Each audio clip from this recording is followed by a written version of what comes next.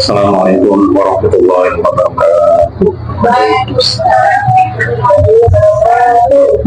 Alhamdulillah. Nahmaduhu wa nashkuruhu wa nastaghfiruhu wa nasta'inuhu. Na'udzu bihi min syururi anfusina wa min sayyiati a'malina. May yahdihillahu fala mudilla lahu wa may yudlil fala hadiya lahu. Allahumma shalli wa sallim wa barik ala sayyidina Muhammadin ibn Abdillah wa ala alihi wa sahbihi wa man tabi'ahum amma ba'du. Maka Allah muliakan hadirin di hadirat para bapak, para ibu, para saudara. Ini saya ini malu saja nih.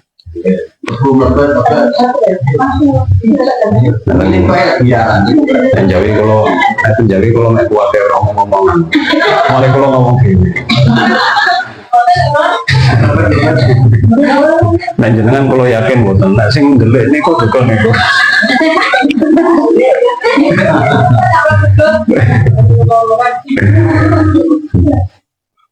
Betul. Bismillahirrahmanirrahim. Qul musannif rahimahullah ta'ala nafa'ana bihi wa bi ulumihi fid dharain. Amin.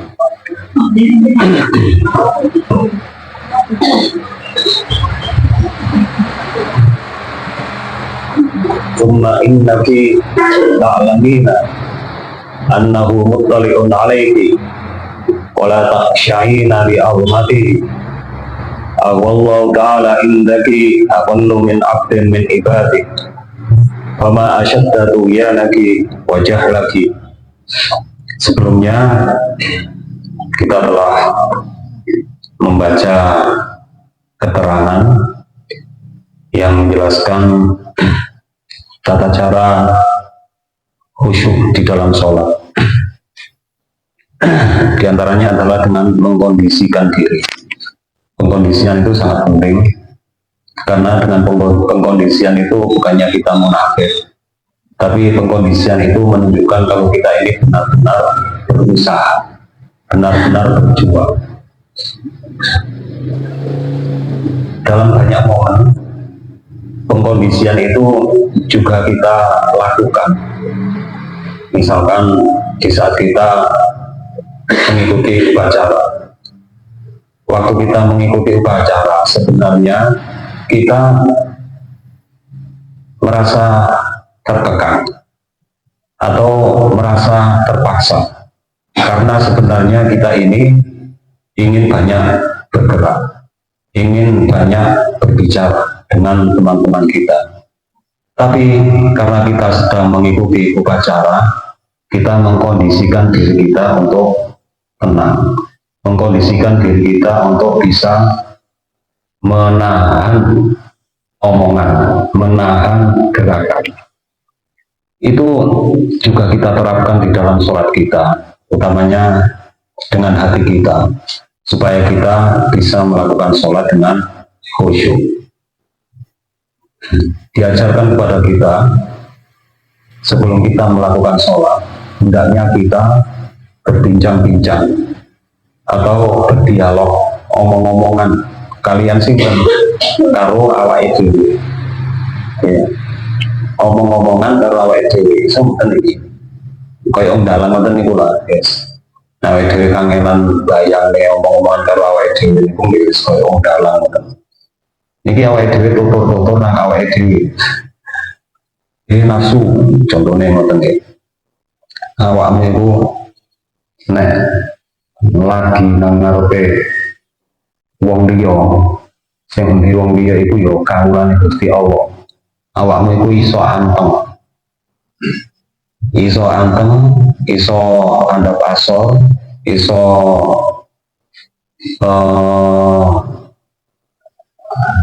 napa? Duweni tata krama kados ngoten. Padahal wong sing nang ngarepmu iku ora iso ngekeki manfaat, ya ora iso ngekeki bahaya. Tapi awakmu iso anteng nang ngarepe dhek. Apa meneh nek wong liya iku wong sing duwe pangkat, wong sing kok anggap duwe keagungan. Nggih, nang ngarepe menungso, padha-padha menungsane. Nek tiyang niku nggadahi keagungan, awake dhewe nganggep sebagai sosok sing agung. Awake dhewe niki kan iso anteng nang ngarepe, enggak jelalatan, enggak kakean obah, cangkeme enggak celometan, iki basa kasar iki. Lagi awake dhewe salat ini kan ngadep Gusti Allah. Pantes ane awake dhewe ngadep Gusti Allah atine belakeraan. Gak pantes belas nggih. Sementara nek padha menungsone niku rata-rata namun saged ngawruhi perkara sing zahir, sesuatu yang tampak oleh mata. Sementara sesuatu yang ada di dalam hati sesama manusia biasanya tidak mengerti. Sedangkan Allah Ta'ala itu ya'lamu kha'inatal a'yuni wa ma tukhfis sudur. Allah Ta'ala itu mengetahui mata yang berkhianat dan mengetahui sesuatu yang dirahasiakan oleh hati. Ya, awake dhewe madhep nang Gusti Allah niku umpamane awake dhewe duwe pendapat. Sementing awakku anteng, atiku belakeraan kan gak apa-apa. Umpamane batin wonten. Perlu diketahui bahwa Allah Ta'ala itu juga mengetahui apa yang ada di dalam hati kita. Dia mengetahui hati, mengetahui apa yang ada di dalam hati, mengetahui pekerjaan hati, mengetahui yang dibatin oleh hati, mengetahui yang terlintas oleh hati, mengetahui yang dibayangkan oleh hati. Apapun yang ada di dalam hati, Allah Ta'ala itu maha mengetahui. Karena itu bila kita dalam keadaan sholat, sementara kita membiarkan hati kita merantau kemana-mana, itu sama saja dengan tidak melaksanakan etika dan adab di hadapan Allah Ta'ala. Dan ngarep pada manusane antum, ngarep Gusti Allah masuk atine gelakeran nang endi-endi kados ngoten. Termasuk awake dhewe biasane nek nang ngarepe wong liya sing dihormati. Selain awake anteng niku hatine dikonsentrasi ngoten kan Dik. Awake dhewe biasane gak wani kate ngelamun nang ngarepe wong sing diagungke. Di hadapan Allah Ta'ala tentu kita harus lebih berhati-hati, kita harus lebih beradab daripada di saat kita sedang bersama dengan sesama manusia. Cuma inna kita alamina anna mutali'un alaiki. Cuma inna kinuli satu menit siro nafsu iku tak alamina koro sapa siro nafsu anna in satu menit Allah iku mutali'un dat kang ningali alaiki ngatasi siro ora tasyaina ale ora khusyuk sapa siro li agumatihi karena agungnya Allah. Allah indaki awa anotok tawi Allah iku Allahu ya Allah ta'ala halimulur sapa Allah indaki ing dalem monggo sira iku akon luwes ino wis titik min abdin timang saking kawula min ibadihi kan tetep saking pira-pira kawulane Allah. Kemudian kita sebagai orang yang beriman tentu sudah mengetahui bahwa Allah Ta'ala itu melihat diri kita tidak hanya secara zahir, tidak hanya dari sisi zahir, tidak hanya dari sisi jasmani, tapi dari sisi rohani Allah Ta'ala juga melihat kita. Allah Ta'ala mengamati kita, memantau kita, kita selalu diawasi dimanapun kita berada, kemanapun kita pergi, dalam keadaan apapun kita sedang berada, Allah Ta'ala senantiasa mengawasi. Kalau kita berada di hadapan sesama manusia yang status manusia itu adalah seorang hamba dari beberapa hamba Allah, lalu ketika kita sedang berada di hadapan Allah Ta'ala, kalau kita tidak khusyuk, sementara kita tahu bahwa Allah Ta'ala itu melihat diri kita secara zahir maupun secara batin, apakah kita ini menganggap Allah Ta'ala itu lebih rendah dibandingkan manusia? Nek awake dhewe nang ngarepe sesama manusia iso anteng, nggih. Sementara manusia iku kawulane Allah. Terus awake dhewe nang ngersane Gusti Allah nggak iso anteng, padahal awake dhewe ngerti nek Gusti Allah iku ngawruhi atine awake dhewe. Apa awake dhewe iki nganggep Gusti Allah iku luwih rendah dibanding menungso. Niki perlu kita jadikan pencerah untuk hati kita. Awake dhewe kudu ndadekne keterangan seperti ini untuk pencerahan diri kita. Ini termasuk kalimat-kalimat yang mengajarkan kita untuk bisa bertafakur, bisa merenung. Kadang kita ini antara keyakinan dan tindakan itu bukan proporsional. Bukan proporsional. Awake dhewe kan ngerti Gusti Allah itu sing paling agung, gak ono sing luwih agung dibanding Gusti Allah. Kagungane Gusti Allah itu gak ono sing nandingi. Tapi awake dhewe seringkali ngegumne saliyane Gusti Allah itu melebihi oleh ngegumne Gusti Allah. Padahal awake dhewe ngerti Gusti Allah itu yang paling agung, tapi kita mengagungkan Allah Ta'ala tidak dengan pengagungan yang lebih besar dibandingkan pengagungan kita terhadap selain Allah Ta'ala. Nang wong kadang awake dhewe tunduke luar biasa, anda kasore luar biasa, tapi nang Gusti Allah nggak tahu kayak ngono. Nah, terus nek kayak ngono iku apa Gusti Allah iku lebih rendah. Ngoten iki. Ini perlu kita renungkan, kemudian kita jadikan wasilah untuk menyadarkan diri kita masing-masing.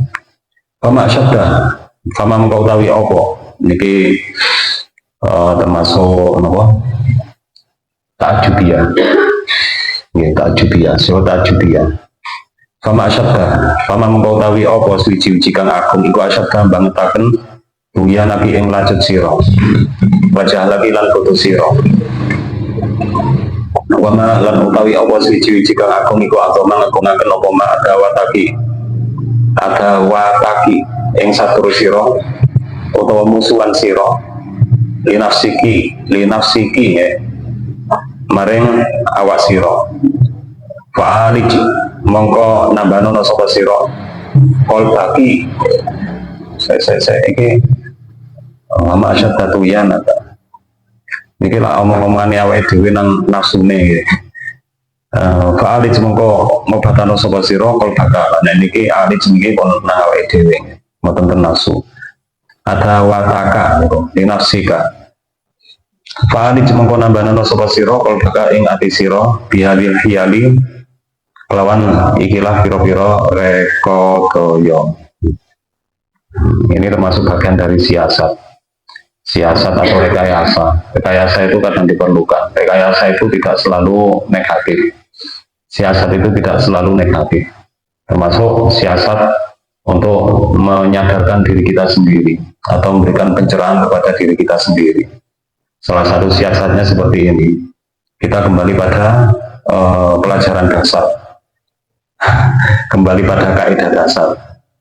Kita telah meyakini keagungan Allah, sehingga ketika kita berhadapan dengan Allah, terutama di dalam sholat, sementara kita ini kapanpun, dimanapun, dalam keadaan apapun, selalu berhadapan dengan Allah Ta'ala. Karena Allah Ta'ala itu wa nahnu aqrabu ilaihi minkum walakin la tubsirun.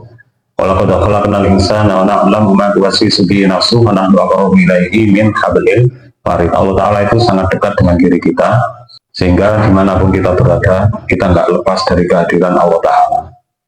Dan kita tahu bahwa Allah Ta'ala itu maha tahu. Maha tahu artinya dia itu mengetahui segala sesuatu. Tidak ada batasan, tidak ada kategorisasi, tidak ada pilihan-pilihan, semua diketahui oleh Allah Ta'ala. Dan itu sangat berbeda dengan pengetahuan kita sebagai manusia. Bila kita mengetahui sesuatu, pengetahuan kita itu sangat terbatas.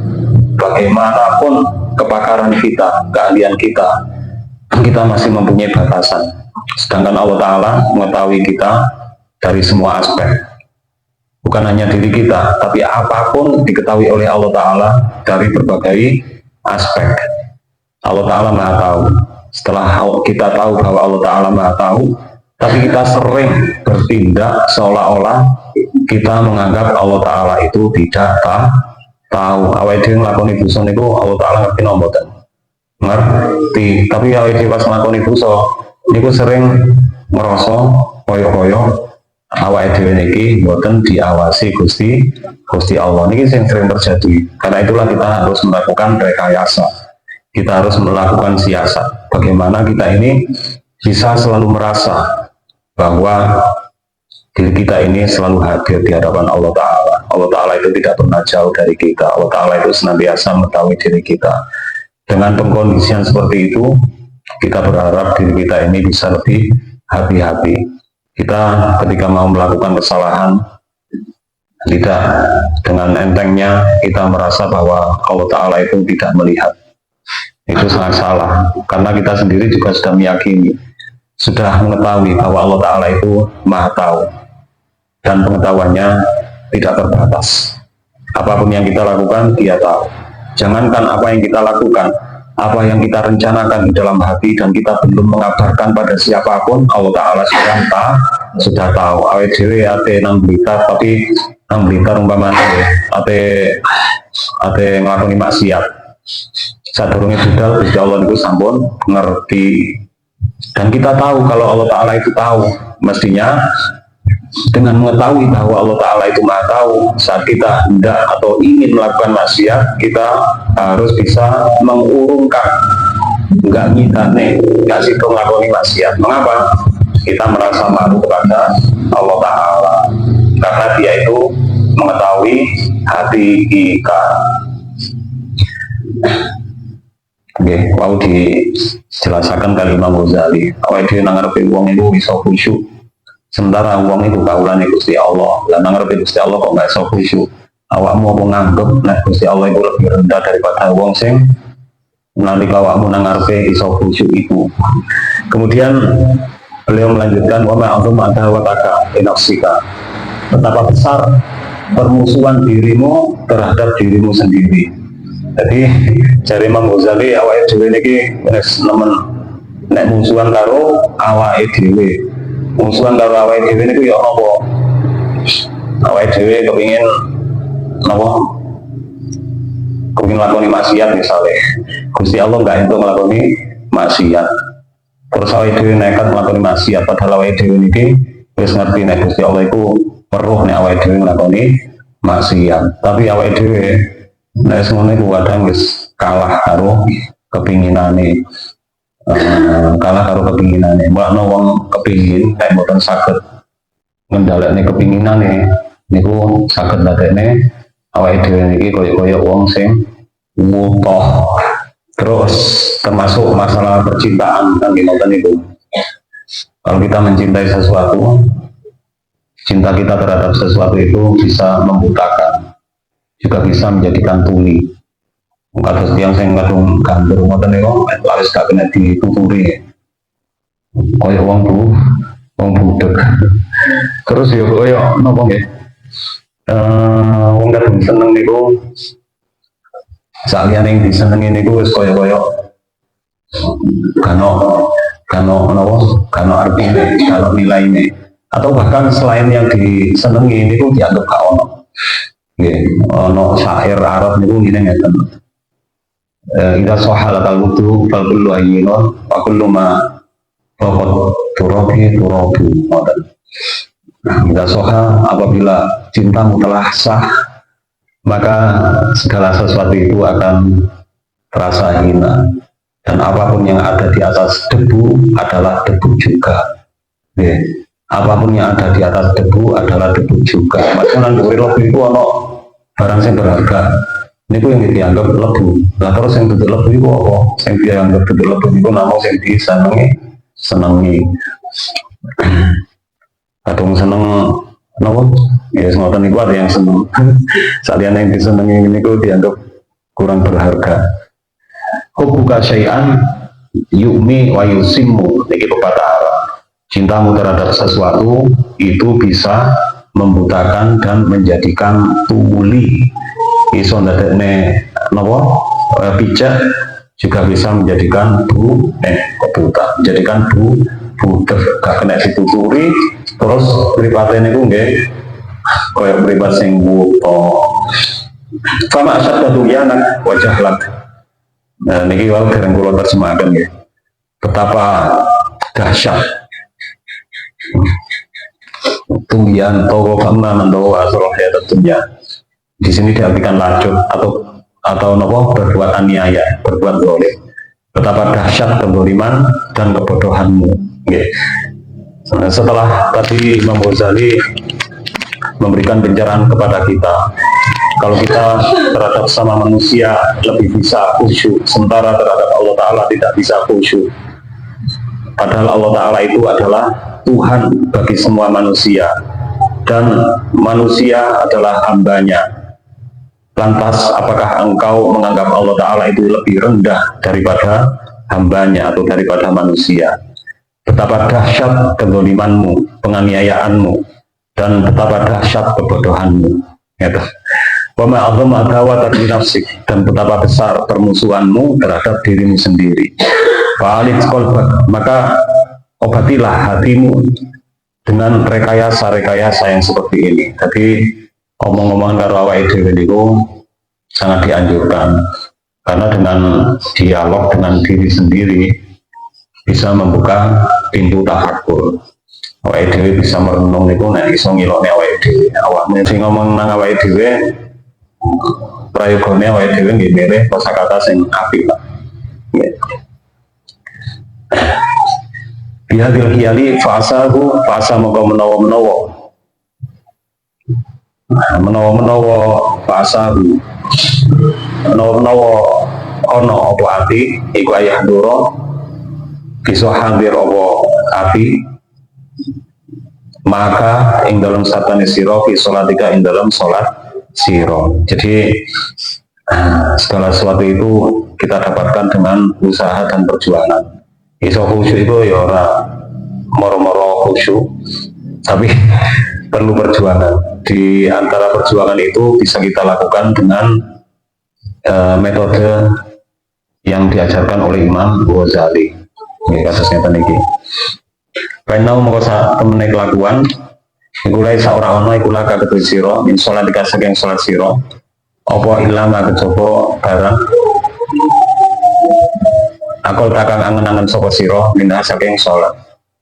Wama malan anapun tawi barang, atau perkara atai takang nekani sopo siro, di kelawan ma'al huklat ing dalam sartani lali, wasawi ilan tegesi lali, iku fawa mengkotawi ilal istighfari maring istighfar, wa takfir ilan kafaroh, ya kafaroh, tebusan, iku ahwat sulwe, hajat utawa luwih butuh.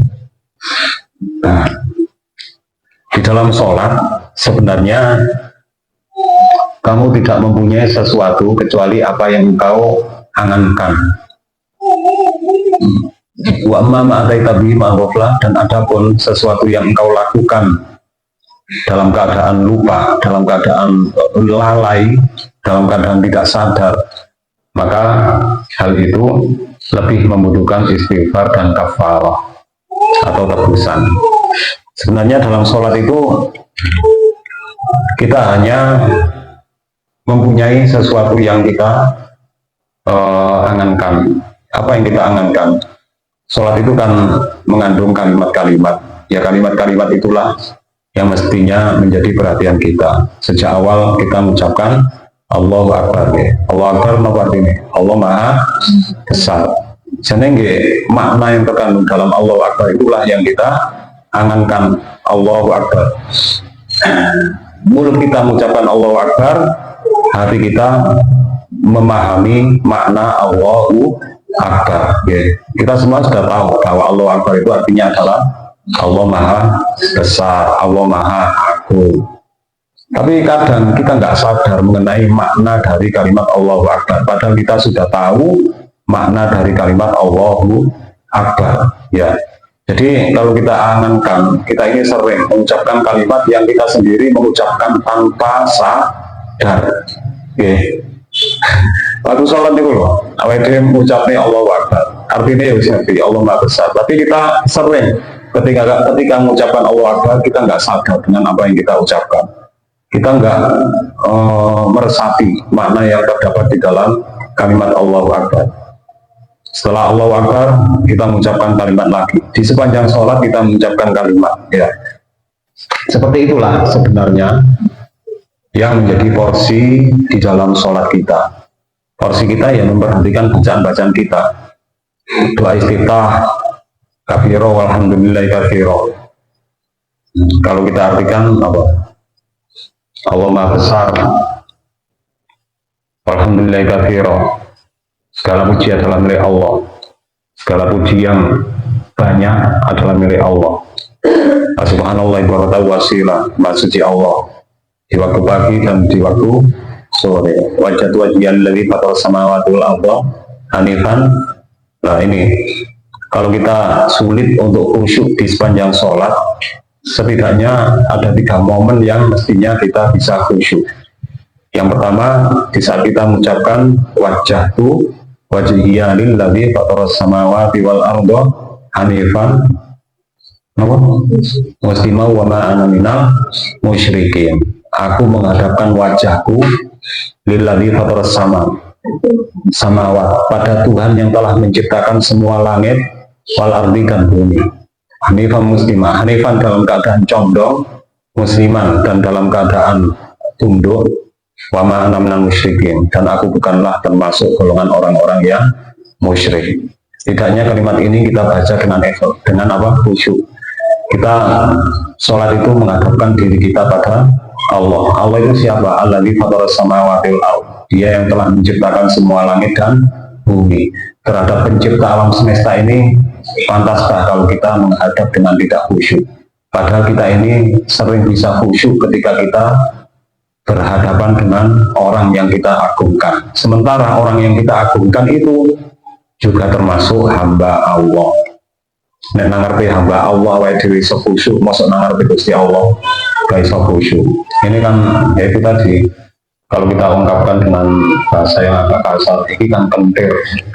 Tadi dikomentari oleh Imam Ghazali, betapa dahsyat kedolimanmu dan kebodohanmu, dan betapa besar permusuhanmu terhadap dirimu sendiri.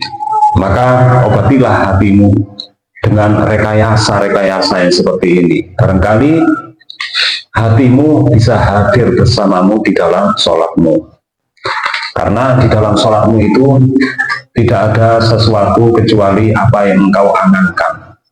Kecuali apa yang engkau angankan. Saat kita membaca Fatihah, kita memperhatikan makna-makna yang terkandung di dalam Al-Fatihah.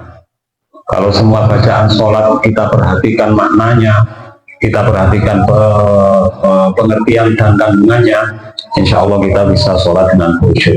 Sebenarnya yang menjadi porsi kita di dalam sholat itu adalah memperhatikan makna-makna yang terkandung di dalam kalimat-kalimat yang kita baca. Selain itu, saat kita melakukan sholat, ada beberapa gerakan yang menunjukkan ketundukan kita kepada Allah Ta'ala, menunjukkan ketaatan atau penghormatan kita kepada Allah Ta'ala. Dalam sholat kita melakukan rukuk, setelah rukuk kita juga melakukan sujud.